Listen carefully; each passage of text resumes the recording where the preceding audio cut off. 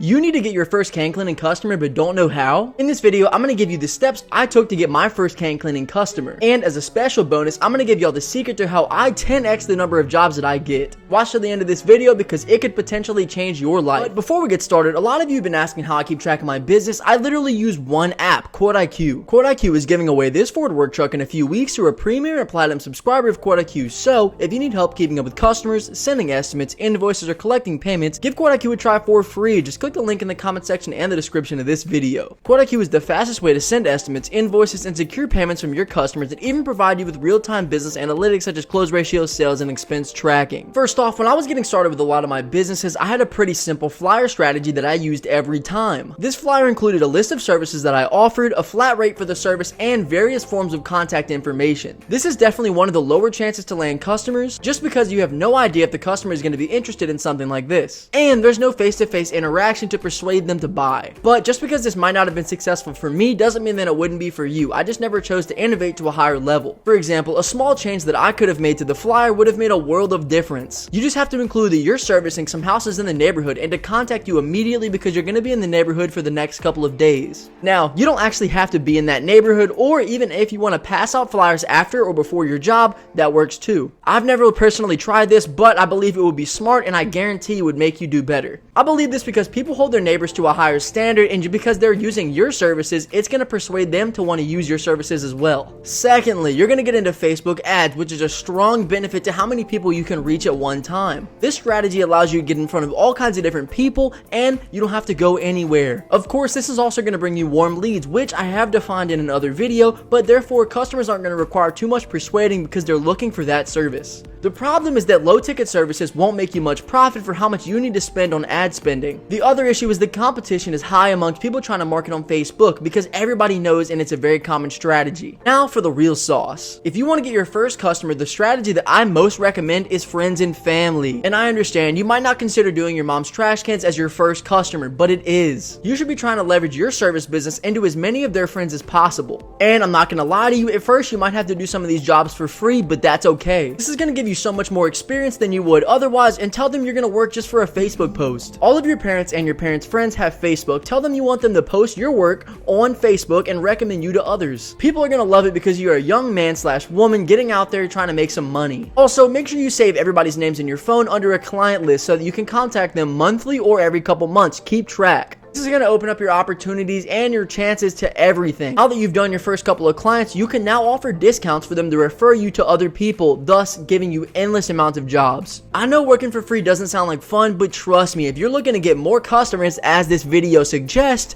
this trick is going to 10x your business like it did mine. Another strategy that can be useful to you is door-to-door knocking. Now, I'm not the biggest advocate of this strategy in particular just because the rejection rate is high, but there's a lot of lessons to be learned here because business is brutal. Business is brutal in so many ways. Sometimes I'll get warm leads, which is people already looking for the service, but they stop messaging me because they don't like my price or whatever. So with a lot of other strategies that aren't face-to-face, there's a lot of fluff there. But door-to-door takes out all the fluff, and it's based on your ability to sell and to be able to accept people closing the door in your face. But this could set up some good contacts for you. Just make sure you bring business cards and you practice a good script. That'll make the difference. Always remember that your first impressions with a customer is everything. I wouldn't have included this in the past, but I've been seeing people going crazy on TikTok making their first $1 million because they went door-to-door knocking. But that being said, you can't always believe what you see on the internet, but I believe there's a lot of potential here for a person who can talk to people and they want to get good bad enough. Now, I recommend you guys try every single one of these ways I've taught you to get your first customers, but you have to find the one that you like the best and master it.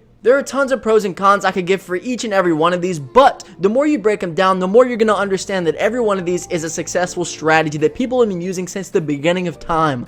So, in that case, do your best, find which one you like, and just make sure that you stick with it, because if you only do things a couple times, you're not going to be able to learn. You have to, because some people are going to be better at others, and some people aren't going to be that good at others. It really depends on what kind of person you are. For example, whenever I was first starting out with my other businesses, it took a lot of flyers and a lot of different flyer strategies before I learned what works for me, because I wasn't getting jobs every single day until I really learned what my flyer was supposed to look like. But if I would have given up in the beginning, there would have been no more flyers and no more jobs. Oh wait, there's one more thing I forgot.